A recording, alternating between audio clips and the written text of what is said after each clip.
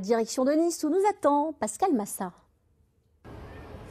Bonsoir Hélène, bonsoir à tous, merci de nous rejoindre. On commence tout d'abord avec cette information exclusive, une annonce que les Niçois attendent depuis longtemps. Le coup d'envoi dans les tout prochains jours des premiers travaux dans la plaine du Var pour le futur Ikea.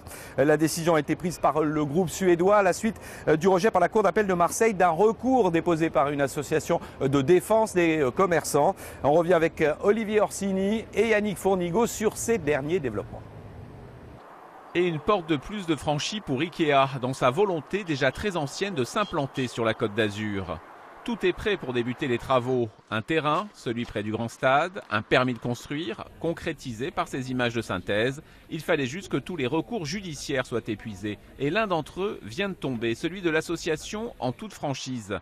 Selon la justice administrative, l'association n'était pas recevable à agir, car ses statuts ont été déposés après le permis de construire d'Ikea. Un rejet davantage sur la forme que sur le fond, ce que regrette fortement l'association.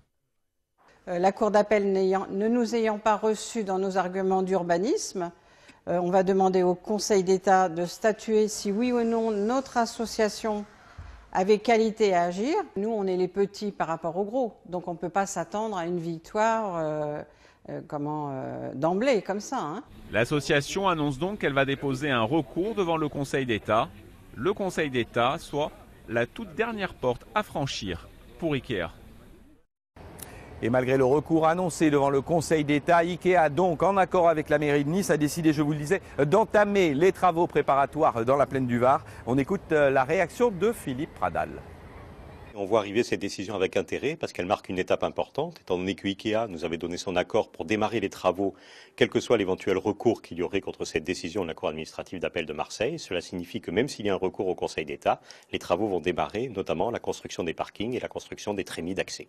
Donc c'est quand même une sacrée nouvelle. On peut dire que la construction du futur Ikea de Nice va commencer. La construction des aménagements vont commencer, ça va permettre de faire passer la ligne 3 de tramway, parce qu'il y avait aussi cet enjeu-là. Et normalement, si tout se déroule comme prévu, à la fin de l'année 2020, Ikea ouvrira.